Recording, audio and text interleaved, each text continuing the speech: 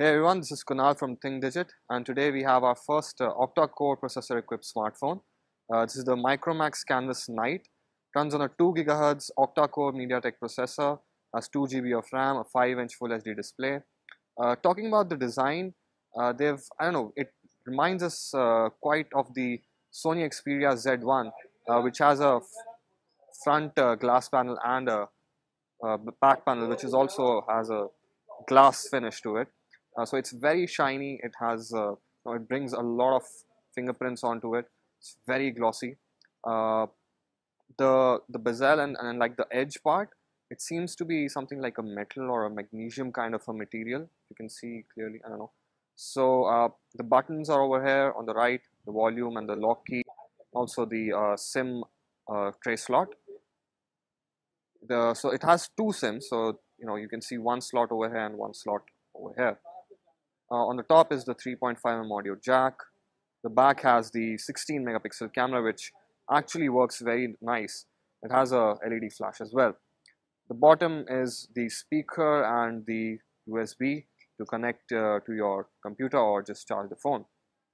Overall, the phone performs pretty much okay for a 20,000 rupee phone, and we didn't find a lot of problems with it. Although it was a bit laggy at some points, and some of the games, it couldn't handle some of the games. Like install GT Racing 2. So let me show you. Like when I start up the game, it loads for a few seconds and then it crashes. See, but other than that, like Temple Run and pretty much it works fine. It doesn't give any problem. For an octa-core processor, we were expecting a lot from this smartphone, but it isn't that edgy. It doesn't provide such great performance as we expected.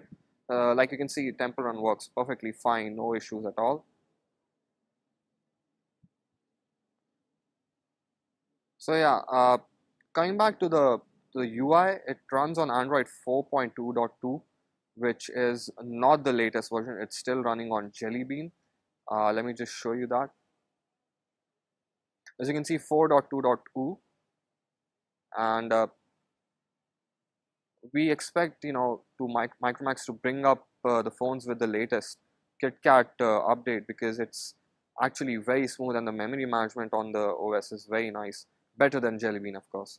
Uh, Micromax has added a little bit of skinning on top of the Android UI. As you can see, the icons are slightly different.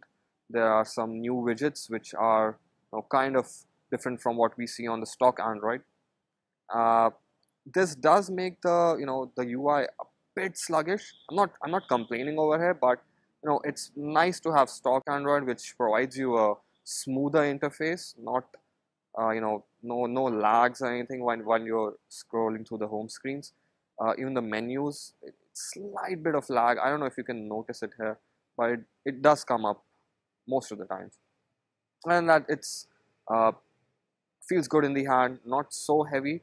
The only turn off is the glass front and back panels, which bring a lot of fingerprints. We did the benchmarks. You can check out the benchmarks. These are the graphs. It performs pretty good. Maybe in the productivity side, it's a little bit low, but overall, the 3D mark and 2:2 coordinate, it works fine. So yeah, we will be putting a full-on review online on thinkdigit.com. You can check that out. So this has a 16 megapixel camera which has some really cool optics. We tried out the camera application, which runs pretty smooth. So yeah, it has pretty simple layout, pretty simple interface, and it focuses quite well, and the pictures come out very nice. You can see some of the sample shots that we have added right here, as you can see.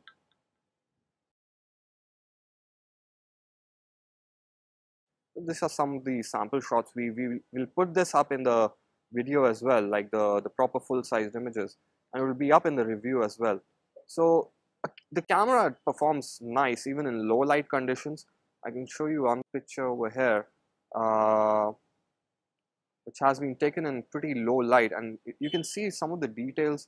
It manages to capture a lot of these details even under the low light conditions, and the noise reduction algorithms work pretty well. As you can see, the details are pretty much nice. You can read everything, the logo and all.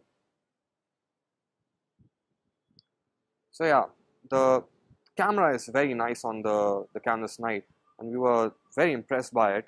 The review will be having all of the images that we have taken from the camera, so do check that out as well. In the end, I would just say for a 20K octa-core phone, I think this is a first attempt from Micromax, which isn't that bad. Uh, Probably they'll improve upon it, better updates, and it should bring up a much more better performance out of the smartphone.